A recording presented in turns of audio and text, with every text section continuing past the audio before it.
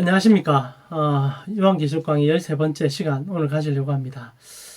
계속적으로 이렇게 영상으로만 인사드리고 있어서 잠옷 죄송스럽기도 하지만은 빨리 만나 뵙고 이 얘기들이 얼굴을 대면해서 진행되기를 함께 기도해 주셨으면 좋겠습니다. 오늘은 요한계시록 7장 1절에서 8절 인치시는 하나님이란 주제를 가지고 말씀 같이 나누도록 하겠습니다. 먼저 제가 말씀을 읽어 드릴게요. 여러분 귀로 한번 들어보십시오.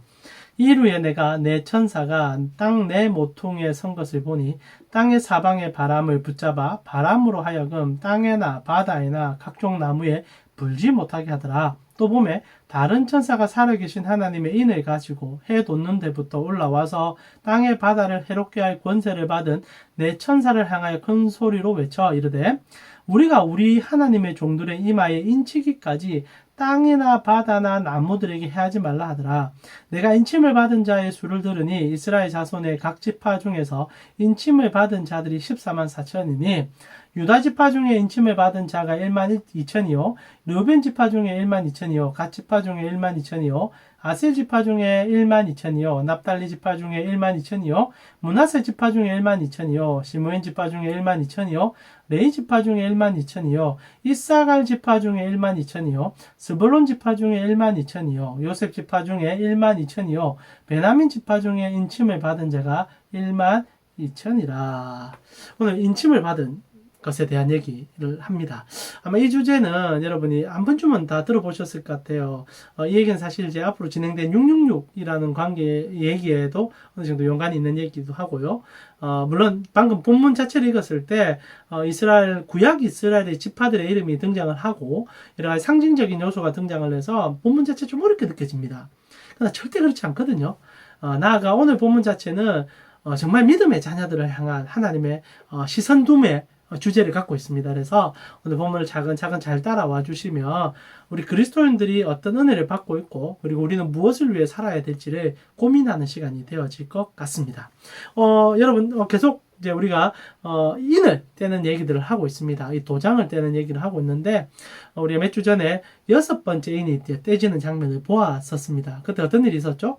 성경은 이렇게 얘기하지 않습니까? 6장 12절에 내가 보니 6째 인을 떼실 때 큰 지진이 나며 해가 검은 털로 짠 상복같이 검어지고 달은 온통 피같이 되며 그들의 진노에 큰 날이 이르렀으니 누가 능히 서리요? 라고 질문하면서 이 6번째 인이 떼지는 장면을 묘사하고 있습니다. 핵심은 이겁니다. 이제 세상이 이제 망해간다는 거죠. 여러분 아시다시피 인을 뗄 때마다 여러 가지 인생의 고난들이 찾아왔었습니다. 그리고 하나님의 백성에 대한 장면들도 보여줬다가 이제 6번째 인이 떼어지며 역사는 종말을 이제 맞이하게 된다 얘기해 드렸지 않습니까? 인도 그렇고 나팔도 그렇고 대접장도 그렇고 6번째는 세상의 종말을 나타냅니다. 우리가 세상의 종말을 계속 보고 있었어요. 근데 그 종말 가운데 오늘 포커스는 이 모든 고난과 아픔 속에 믿음의 자녀들은 어떻게 될 것인가 라는 얘기를 던져주고 있죠. 그게 이제 7장 1절의 시작입니다. 7장 1절을 보니까 이 일 후에 내가 내 천사가 땅 내 모퉁이에 선 것을 보니 땅의 사방의 바람을 붙잡아 바람으로 하여금 땅에나 바다에나 각종 나무에 불지 못하게 한다. 그림은 이렇습니다. 4명의 천사가 땅 내 모퉁이에 서서 땅의 사방에 바람이 불고 있는데 그것을 붙잡은 거예요. 그리고 그것이 각종 바다나 나무에 불지 못하게 지고 있다. 이게 무슨 말일까요? 근데 그렇게 어려운 해석은 아닙니다. 여러분 4명의 천사가 등장을 합니다. 상징적이긴 하지만은 우리가 하나님의 보좌에도 4천사가 있었지만 이 4명의 천사는 그 천사와 다른 천사인데 여러분 4끝입니다. 무슨 말인 것 같습니까? 동서남북을 얘기하는 거죠. 그러니까 이 땅 전체를 얘기하는 겁니다. 이 땅 전체에 천사들이 그 땅의 모든 것을 관장하고 있을 뿐 아니라 여기서 바람은 고난이거든요. 우리가 앞에 이제 6번째 인이 떼지면서 모든 것이 이제 끝나는 시점의 관점 속에서 이 같은 고난 속에 있는 그리스도인들에게는 그 고난이 같지 않음을 얘기해주는 장면이죠. 여러분 우리가 인생의 고난을 만나는 것은 믿음의 자녀나 믿지 않는 자녀나 동일합니다. 이거는 여러분 만약에 믿음의 자녀라고 해서 고난의 바람을 피할 수 있다 말한다면 저는 그 광신이라고 얘기하고 싶어요. 실제로 믿음의 자녀나 믿지 않는 자녀나 다 같은 고난 가운데 던져집니다. 그러나 우리 그리스도인의 질문은 같은 고난 속에 우리의 같은 답은 주어지지 않는다는 거죠. 믿지 않는 자들에게 주어지는 답과 믿는 자들에게 주어지는 답은 다르고 그 다름이 하나님 때문인 것을 여러분과 제가 잘 알고 있을 겁니다. 오늘 그 얘기를 해주는 거예요. 땅의 내 모퉁이에 천사들이 바람을 붙잡고 있습니다. 고난의 바람을 붙잡고 있는 거죠. 왜요? 불신자들을, 믿지 않는 자들을 위함이 아니라 믿음의 자녀들을 위한 조절이라는 겁니다. 그리고 그 핵심은 무엇입니까? 오늘 본문에는 천사가 얘기하지 않습니까? 또 다른 4명의 천사가 믿음의 자녀들에게 인을 치기 위해서 그 인친이 끝날 때까지는 절대 바람을 한 번에 놓지 말아라고 오늘 계시로 묘사하고 있습니다. 그림이 그려지시죠? 고난의 바람이 막 불어옵니다. 여러분, 인간은 인간의 죄로 인하여, 우리가 지은 죄로 인하여 고난의 바람을 피할 길이 없습니다. 잠시 좋아지기도 하고 환경이 나아질 수는 있겠지만은 결국 우리는 인생의 고난의 바람을 맞닥뜨리고 결국 그 바람으로 죽임을 당하게 되죠. 인생의 모든 결말은 동일합니다. 이 죽음이라는 죄값을 피할 자가 없지요. 결국 우리는 살아가면서도 고난 가운데 던져지지만 인생이 끝나는 그 시점에도 죄의 결과물을 맛봐야 되는 자들인데 이 믿음의 자녀들에게 이것이 좀 다른 가치라는 거죠. 믿지 않는 자들에게 고난이라는 것은 그들의 죄의 결과물들입니다. 세상이 파괴되어서 그리고 죄로 인한 죄값이 주어지기 때문에 바람은 우리를 고통스럽게 만들어요. 그러나 여러분 우리가 다른 것이 무엇입니까? 사실 우리가 우리의 죄를 용서할 수 없었는데 우리 구주 예수 그리스도께서 어린 양 대신 그분께서 우리의 죄값을 그의 몸으로 담당함을 통하여 우리에게 나음을 주셨지 않습니까? 그러면 우리에게 당하는 고난의 바람은 우리를 죽이는 바람이 아니다라는 거죠. 오늘 그 얘기를 해주는 거예요. 그래서 믿음의 자녀들도 이 땅 가운데 있을 때 함께 일어나는 모든 고난의 바람을 맞이하게 되지만 그 바람은 수위 조절이 되고 있을 뿐 아니라 필요에 따라서는 막아지기도 하고 때로는 필요에 따라서 불어지기도 하는 바람이다라는 얘기를 하는 겁니다. 그래서 고난의 바람을 막아주는 하나님이 오늘 묘사가 되고 있다는 거죠. 실제로 우리 이 강의를 듣고 계신 우리 사랑하는 캔코 선교의 지체 여러분, 여러분이 한 가지 확고하게 믿어야 될 것은 여러분이 아무리 절망의 순간에 던져지고 여러분에게 사망의 우겨싸임을 통하여서 어떻게 하면 이 아픔을 견딜 수 있을까라고 질문하는 그 순간에도 하나님은 여러분을 지켜주고 있다는 겁니다. 이건 저의 얘기가 아니라 성경의 얘기예요. 그래서 그리스도인들에게 주어지는 모든 고난은 의미가 있습니다. 여러분, 세상에 믿지 않는 자들에게는 고난이 분명히 의미가 되어질 수도 있겠지만 본인에게는 그러나 그 의미에 대한 것을 본인이 찾고 본인이 그 답을 만들 뿐이지만 우리는 달라요. 우리는 하나님께서 그 고난 가운데 우리를 어떠하심이 있으시고 오히려 그 고난 속에서 우리를 빚어가심이 나타난다는 거죠. 그래서 원인과 결과가 같은 고난 속에서 너무 극명하게 달라지는 게 믿음의 자녀입니다. 그래서 바울이 이런 얘기를 해줬지 않습니까? 고린도전서 10장 13절에 보니까 사람이 감당할 시험 밖에는 너희가 당한 것이 없나니 오직 하나님은 미쁘사 믿음직하시사 너희가 감당하지 못할 시험 당함을 허락하지 아니하시고 시험 당할 즈음에 또한 피할 길을 내사 너희로 능히 감당하게 하시느니라. 하나님이 내 천사를 통하여 동서남북 바람을 붙잡고 계십니다. 그 얘기예요. 그리고 이 모든 고난은 우리에게는 유익이 되게 되어 있습니다. 자, 그래서 로마서에서 바울이 뭐라고 합니까? 5장 3절부터 보니까 다문 이뿐 아니라 우리가 환난 중에도 즐거워하나니 왜? 우리에게 당하는 이 모든 고난은 하나님의 섭리 가운데 있음을 믿기 때문에 유익이 되나니 즐거워하나니 이는 환난은 인내를 인내는 연단을 연단은 소망을 이루는 줄을 알기 때문이다. 여러분 세상에 많은 사람들이 고난이 유익이다라고 얘기합니다. 믿지 않는 자들도 그들은 그들에게 영적인 성장 본인이 말하는 그 영적인 성장들이라든지 삶의 질의 향상을 줄 수 있다고 얘기하고 고난에 맞닥뜨려서 그것을 극복해냅니다.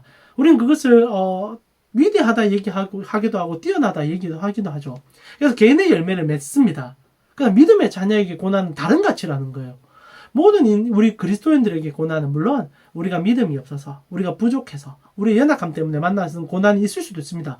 그러나 그 고난마저도 하나님은 그것을 합력하여 선을 이루어 그리고 주님의 참 백성이 어떤 삶을 살아야 될지를 그리고 주님이 주는 것이 무엇인지를 맛보아 알게 해주는 과정이라는 거죠.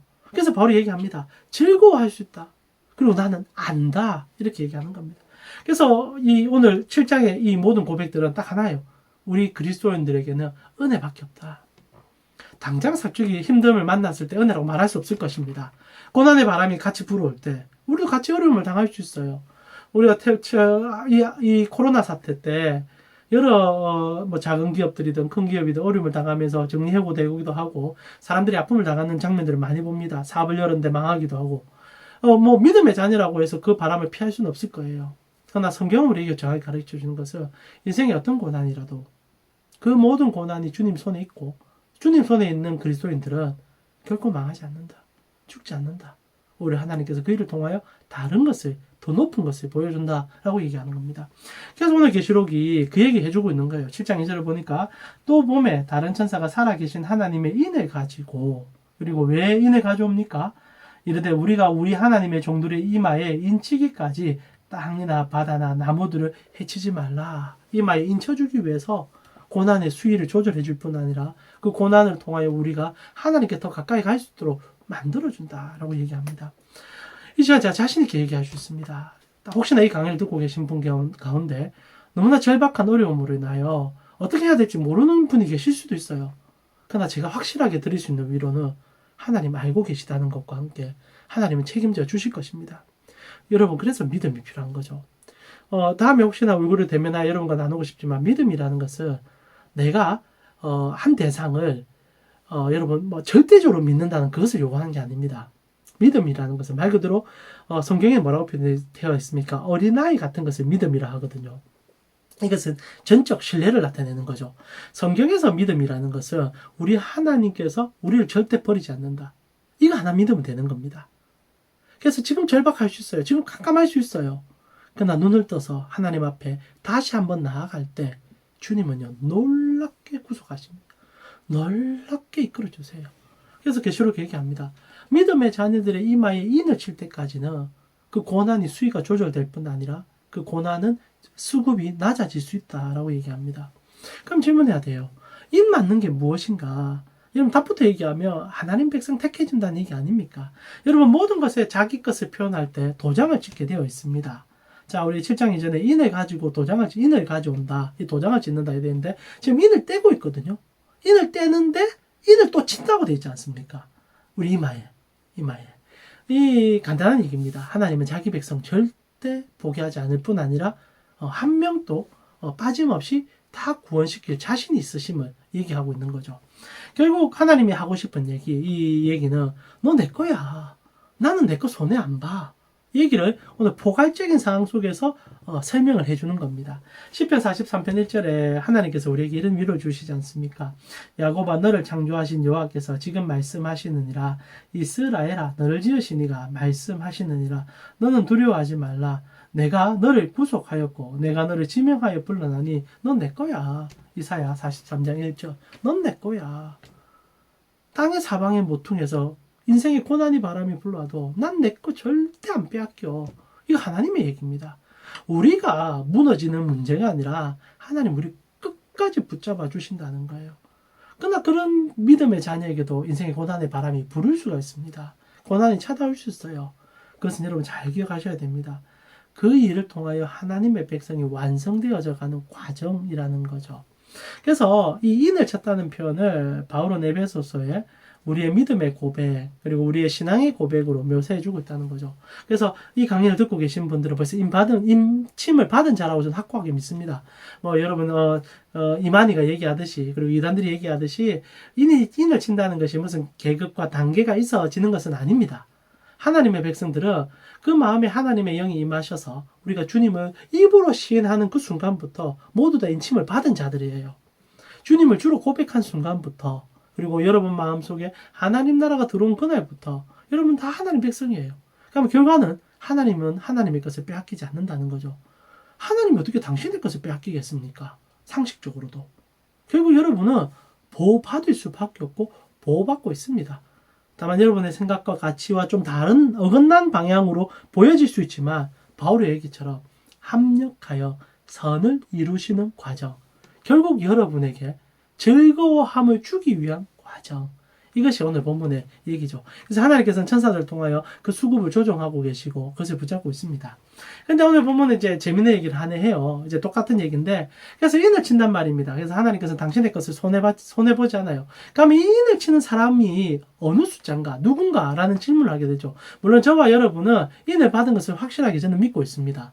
그러나 하나님께서 어느 정도의 누구까지 이 인을 치실까라고 질문할 때 성경은 숫자를 얘기해요. 여기 좀 독특합니다. 누굽니까? 14만 4천. 여러분 7장 4절에 보니까 내가 인침을 받은 자의 수를 들으니 이스라엘 자손의 각 지파 중에 인침을 받은 자들이 14만 4천 명이다. 자, 요게 이제 요즘 핫한 이슈 아닙니까? 이 코로나 때 확실하게 드러난 이 신천지가 가장 이제 중요하게 주장하는 24만 4천 명. 그래서 과천에 자기들끼리 이제 만들어가지고 이만희가 이제 보혜사고 이제 자기들의 하나님이고, 그리고 이제 그 이만희와 함께 14만 4천 명이 선택되며 거기서 하나님 나라가 이제 성취될 것이다, 이런 얘기 하지 않습니까? 그래서 그들은 14만 4천 명에 들어가기 위해서 정말 열심히 합니다. 여러분 최근에 이제 코로나로 인하여 그들의 드러나는 삶이 보이지 않습니까? 우리 그래 못 살아요. 우리가 진짜인데도 우리 진짜이기 때문에 그래 살 수가 없죠. 그래 살아서는 안 되죠. 가짜니까 이 14만 4천 명에 들어가기 위해서 무진장 발버둥 씁니다. 여러분 교인수가 14만 4천 명 넘었다 하잖아요. 그러나 그 중에 계급을 만든 거죠. 그래서 무한히 이렇게 쳇바퀴 돌듯이 만들어 놓은 구조가 이제 14만 4천 명이죠. 그건 아니죠. 제가 다시 한번 말합니다. 하나님의 인치심은 완전할 뿐 아니라 하나님의 택한 백성은 하나님 완전히 지키세요.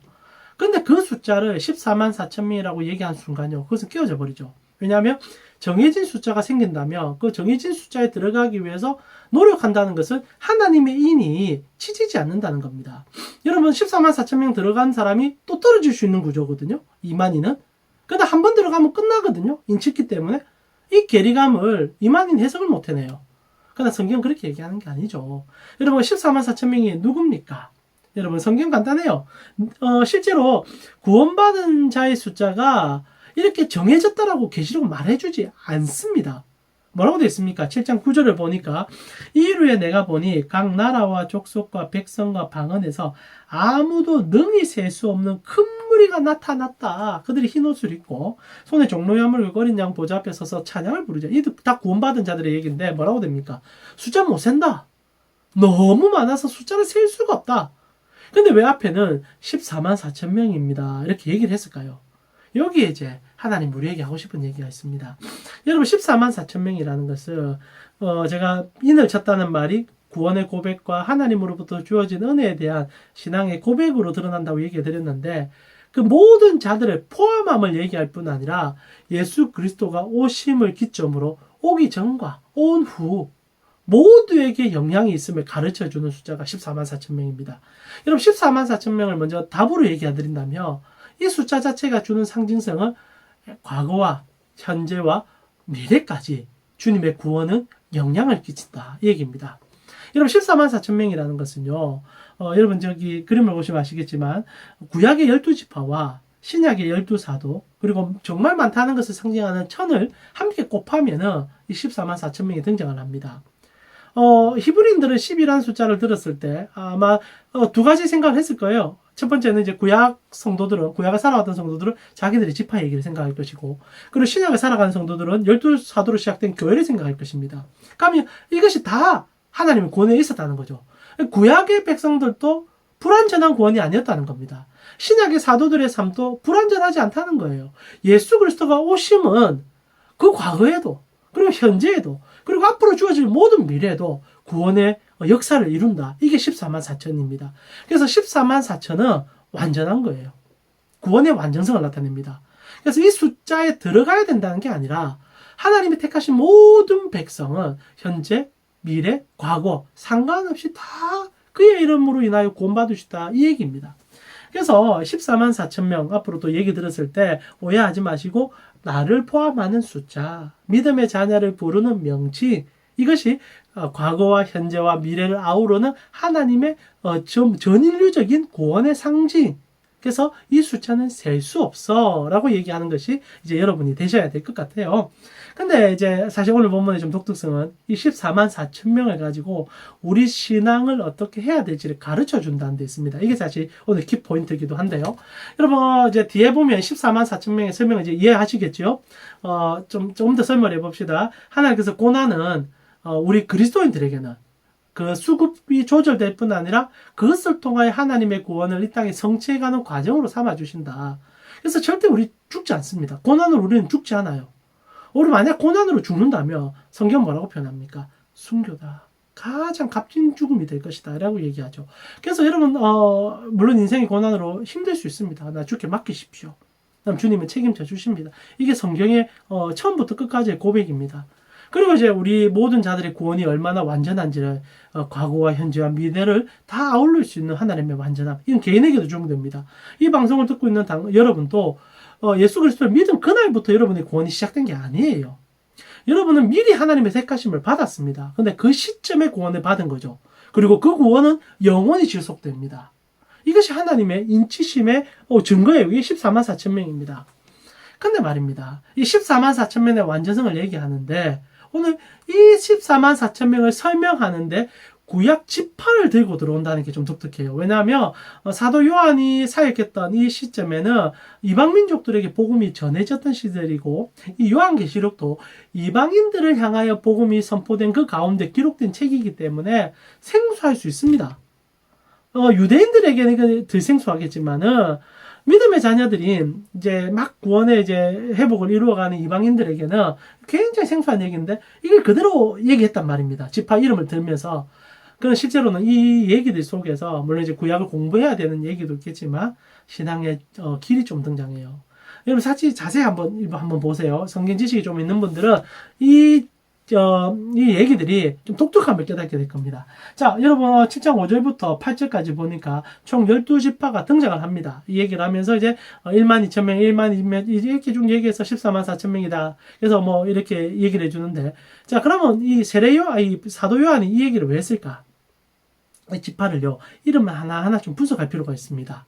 그럼 뭔가 좀 독특해져요. 실제로 여러분 이스라엘의 12지파를 여러분이 아시는 분이 대부분이시겠지만 제가 좀 얘기해 드리면 르우벤, 시므온, 레위, 유다, 단, 납달리, 갓, 아셀, 이사갈, 스불론, 요셉, 그리고 베냐민, 이 12명을 포함해서 12지파라고 하죠. 그러나 여러분 아시다시피 모세 때 레위 지파가 제사장 가문이 되어집니다. 그때 요셉 지파가 두 지파로 갈라지게 되죠. 그래서 에브라임과 므낫세 지파로 갈라지면서 12지파가 이제 확정이 되죠. 자, 중요한 건 이겁니다. 지금 여러분이 읽고 있는 이 지파의 얘기들은 구약의 지파와 순서가 좀 달라요. 그리고 사람이 좀 부족합니다. 자, 여러분 계시록 7장에는 가장 먼저 유다 지파가 등장을 하죠. 그리고 실제로 레위 지파가 들어가요. 레위 지파가 모세 이후로는 지파의 개수가 되지 않았습니다. 근데 들어가고 그리고 두 지파가 빠져버립니다. 단 지파와 에브라임 지파가 빠져버려요. 자, 무슨 얘기냐? 사실 이 12지파는 구약 이스라엘을 나타내지 않는다는 겁니다. 이거는 오늘을 살아가는 여러분과 저를 위한 하나님의 가르침이에요. 14만 4천 명에 들어갔지 않습니까? 여러분과 제가 14만 4천 명에 들어갔어요. 그래서 구원의 안정감을 느끼십시오. 그러나 그 14만 4천 명에 들어갔지만 또한 주님을 따라가며 내일을 살아가는 우리로서 어떻게 살아가야 되느냐? 이것이 여러분 재밌죠? 이 종말에 대한 얘기 속에 이게 쑥 감춰져 있는 거예요. 이 종말이라는 것은 막연하게 언젠가 오는 그런 계시의 차원이 아니라는 겁니다. 이 얘기 자체는요. 여러분이 지금 이 방송을 듣고 있는 이 시점에 어떻게 종말을 살아갈지를 가르쳐주는 책. 그래서 오늘을 위한 책이라는 것. 그래서 오늘 12지파의 이름이 좀 섞여 있기도 하고 빠졌기도 합니다. 자, 한번 해석을 해봐요. 첫 번째 유다지파가 먼저 등장합니다. 여러분 뭐 당연할 수 있겠어요. 왜냐하면 유다지파에서 다윗이 태어났고 그리고 유다로 통하여 사실 이스라엘이 그 시를 존속시켰고 그리고 이제 여러분 로마 시대에 넘어왔을 때는 사실 유다지파를 중심으로 다시 재편성이 됐기 때문에 당연히 제일 먼저 써질 수 있다라고 생각합니다.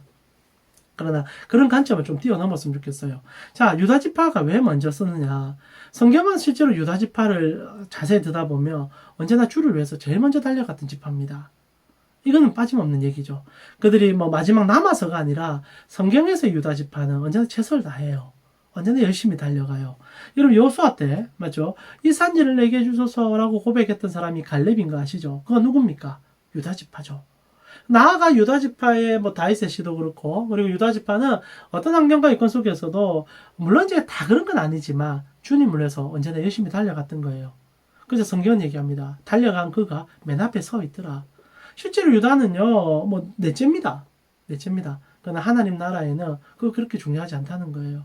주를 위해서 열심히 달려가는 자들을 위한 그렇다고 여러분 그것을 계급으로 이해하시면 안 됩니다. 이건 다음에 또 한 번 더 풀어나가고 계시록 속에 우리가 보게 되겠지만 중요한 것은 주님을 위해서 유다 지파는 늘 먼저 달렸다라는 것을 상징적으로 좀 보여주며 우리에게 약간의 도전을 주고 있습니다. 주님을 위해서 좀 달려가셔야 돼요. 좀이 아니죠. 열심히 달려가셔야 돼요. 근데 이 달려감이 여러분 오해는 안 하셨으면 좋겠는데 이게 상급은 아닙니다. 주님께 은혜를 받은 만큼 먼저 달려가는 자들에 대한 얘기입니다. 이건 뒤에 또 계시록 풀어가면서 좀 해석할게요. 자, 첫 번째에서 유다 지파 하나님을 위해서 언제나 앞서갔던 자인 것을 결국 가장 먼저로 기록해 줌을 통하여 하나님을 위해서 살아라 라는 얘기를 우리에게 먼저 서두로 던지죠. 그러면서 좀 재밌는 게 이제 그 다음에 나오는 얘기들입니다. 여러분 누가 등장을 합니까? 단과 여러분, 단과 이제 여러분 잘 아시는 단 지파와 에브라임 지파가 지금 빠져 있습니다. 자, 그림을 보시면 이 단 지파에 대한 얘기가 좀 나오는데요. 여러분, 단 지파 너무 재밌습니다. 단 지파 실제로 저주받은 지파라 해도 과언이 아닐 거예요. 후기 이제, 이스라엘에 넘어가면 실제로 단 지파는 거의 소멸 직전까지 갑니다. 근데 이 시작이 무엇인가? 라고 얘기하면 이 사사기로부터 시작돼요. 실제로 단지파는 여호수아 때 기업을 받았습니다. 그리고 어느 전쟁을 통하여 그 기업을 차지하는데 근데 전쟁을 치르면서 힘에 겨운 거예요. 도저히 이제 뭐 자기들이 실제로 능히 이길 수 있는데 주님께서 이기게 해줄 건데 게으름 때문이었는지 아니면 나태함 때문이었는지 모르겠지만 그들은 발을 뺍니다. 여기까지는 괜찮아요. 그럼 다시 한번 도약하면 됩니다. 단이 선택한 게 뭐냐? 또 다른 구원이었습니다. 이게 문제입니다. 단은요. 실제로 이제 여러분 단 지파가 하나님이 약속한 땅에서 자기들이 할 수 있는 일이 한계성이 부딪혔을 때 그들은 그것을 버리고 채폭단을 올라갑니다. 그리고 거기서 가만히 있는 잘 살고 있는 한 지파를 멸절시키고 다른 이제 이방 민족을 멸절시키고 그 자리를 타지해요. 그것이 이제 사사기의 고백이죠. 18장의 고백입니다. 그래서, 이들은 그 상황 속에서, 여러분 사사기에 보면 이제, 미가라는 집에서 우상도 가져오게 되고, 하나님을 떠나며 자기 욕심대로 살아가는 경향들이 등장하기 시작합니다. 단이 왜 빠졌느냐? 단은요, 자기가 구원을 이룰 수 있다고 착각했던 자들입니다. 그래서 자기가 하나님도 선택하고, 자기가 자기의 우상을 만들고, 그리고 자기를 위한 땅도 자기가 선택했던 자들이에요. 근데 결국, 14만 4천 명의 이들은 빠집니다. 여러분 이것은 교회를 향한 메시지일 수도 있어요. 유다가 맨 앞에 섰다는 것과 그리고 단이 빠졌다는 것은 어찌 보면 물론 뒤에 나오는 에브라임도 같은 얘기겠지만은 우리에게 많은 것을 상징합니다. 구원은요. 유다의 가장 탁월한 점은 전적으로 주님께 붙어 있었어요. 언제나 다윗만 하더라도 그는 주님만 외쳤던 자입니다. 그러나 단은 아니에요. 나를 위하여 내 것을 그리고 나의 구원을 요구했던 자들입니다. 결국 자기 구원을 이루었는지는 모르겠지만 하나님 나라의 백성은 되지 못한다라는 것이 단 지파를 통하여 보여주는 가르침이죠. 또 한 지파 더 등장을 합니다. 빠진 지파, 에브라임 지파죠. 여러분 에브라임 지파는 어떤 지파입니까? 유다와 그리고 에브라임 지파는 양대 산맥이었습니다. 에브라임 지파는 대단했어요. 그러나 문제는 모든 하나님 앞에 대적 행위를 할 때마다 에브라임 지파는 빠지지 않았다는 겁니다. 특별히 사사기가 참 중요한데 이 부분에서는 단 지파도 사사기에서 그 핵심이 드러나듯이 에브라임 지파도 사사기 때 두 번의 전쟁 속에서 그들의 민낯을 보여줍니다. 첫 번째는 기드온이 치룬 전쟁이었어요. 여러분 사사기 8장을 보니까 기드온이 전쟁을 치르는데 재밌는 것은 전쟁이 끝날 쯤에 에브라임 찾아옵니다. 그러면서 무슨 얘기를 하느냐? 우리의 권리를 찾겠다라고 얘기해요. 우리 왜 안 불러줬냐? 그래서 화를 내면서 기드온이 참 유하다 보니까 그 받아줍니다. 그래서 에브라임의 자리를 쳐주죠. 그러나 사사기에 또 한 번 이런 짓을 행하는 지파로 등장합니다. 입다라는 사사가 등장했을 때 똑같이 또 전쟁이 치러지는데 에브라임이 참여하지 않았어요. 근데 뒤늦게 찾아와서 자기 권리를 내놓으라고 얘기하거든요. 그만큼 힘이 있는 지파였습니다. 근데 입다가 이 에브라임을 썰어버려요. 그리고 여기서 끝나는 것이 아니라 에브라임 지파는 나중에 왕국이 분열될 때 왕국, 이게 제일 중요한 건데, 왕국이 분열될 때, 여러분, 유다 지파를 버리고, 나머지 10지파가 함께 모였을 때 그 중심에, 에브라임 지파가 있었습니다. 여로보암이라는 왕인데요.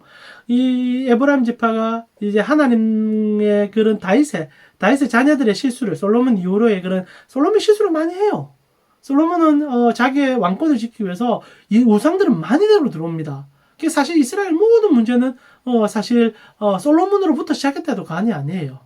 그러나 여전히 그의 씨가 종속된 것은, 다윗의 씨가 종속된 것은 언약 때문이요. 또 전적 하나님께 붙어 있고자 하는 마음 때문이었습니다. 이게 중요한데요. 근데 에브라임 지파가 그것을 주도함으로 떨어져 나가요. 근데 이제부터가 중요합니다. 단 지파가 똑같은데 이들이 떨어져 나가면서 선택한 게 무엇이냐? 하나님 대처 사항을 만듭니다. 그래서 자기들이 금송아지 만들어서 하나님이라고 얘기하고요. 유대절기를 한 달 더 늦추어서 6월절을 자기들의 절기로 새롭게 재편성하고, 그리고 여호와 하나님을 서서히 지우기 시작하죠. 이게 이제 문제입니다. 그러면서 그들이 초구하는 것은 그 하나님 자리에 자기의 욕심과 돈을 집어넣기 시작했어요. 그 중심에 누가 있었느냐? 에브라임입니다. 여러분, 좀 강의가 이제 좀 길어지다 보니 여러분 조금 힘들 수 있는데, 세 명이 이제 좀 한 명은 이제 순서가 바뀌어 있고 두 명은 빠져 있는 것을 통하여 하나님께서 지금 이 말세를 살아가는 교회를 향한 얘기임을 좀 붙잡아 주셨으면 좋겠어요. 여러분 요한에게 보면 이렇습니다. 유다, 주님을 전적으로 의지하며 달려갔던 자, 그가 맨 앞에 섰다는 것과 단과 에브라임은 같습니다. 어떤 모습이 같아요. 단 지파는 자기 욕심을 위하여 그리고 자기의 생각으로 하나님을 이용하려고 했던 자, 에브라임도 동일한 자. 결국 이 두 지파는 역사의 기록에서 사라졌을 뿐 아니라 결과적으로 마지막 기록에도 남아있지 않는 자가 됐다는 거죠. 저는 이렇게 설명하고 싶습니다. 이 단과 에브라임은 자기를 믿어 자기로 구원을 이루려고 했던 자들인데, 중요한 것은 이들이 교회 안에 있었다는 거예요. 교회 안에 있는데 하나님을 믿지 않는 자들인 거죠.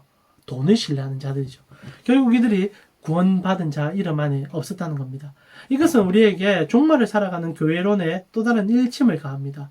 교회 앉아있대서 다 구원받은 자는 아니라는 거죠. 믿음의 고백과 그 마음의 그리스도를 모신 자가 하나님으로부터 구원받은 자임을 가르쳐주고 있다는 겁니다. 그래서 여러분, 인친자를 계수한 이유는 하나님께서 그 백성에 대한 확고함을 보여주며 또 나아가 주님의 백성인 것을 가르쳐주기 위함이라는 거죠. 그래서 유다지파, 단지파, 에브라임 지파 이름 꼭 기억해 주시고, 그리고 마지막으로 한 지파만 더 보면서 오늘 강의를 마무리하고 싶습니다.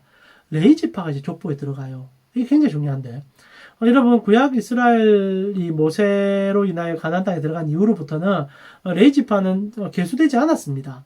계수할 이유가 없었고 계수 안 됐죠. 왜? 그들은 제사장으로서 하나님 앞에 드려진 자들이었기 때문입니다. 근데 이제 그들이 이렇게 들어가요.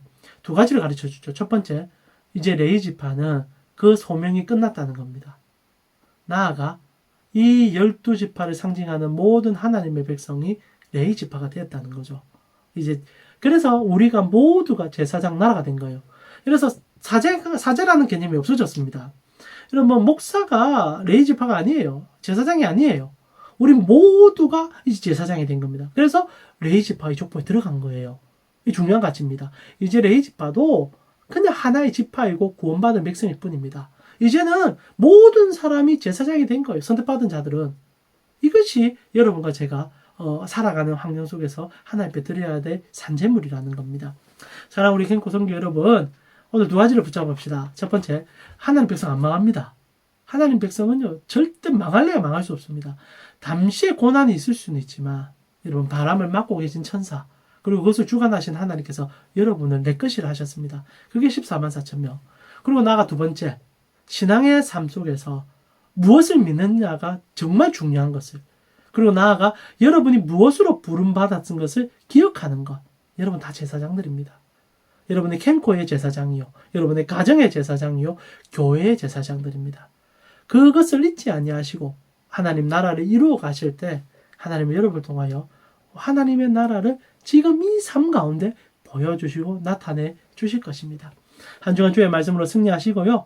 여러분, 구원은 취소되지 않습니다. 그러나 하나님의 백성은 구원받은 그 열매를 삶 속에서 드러내 나아가는 자들임을 잊지 아니하시고 캠코에서 그리고 여러분의 가정에서 그 은혜를 드러내며 살아가는 여러분 되기를 축원드립니다.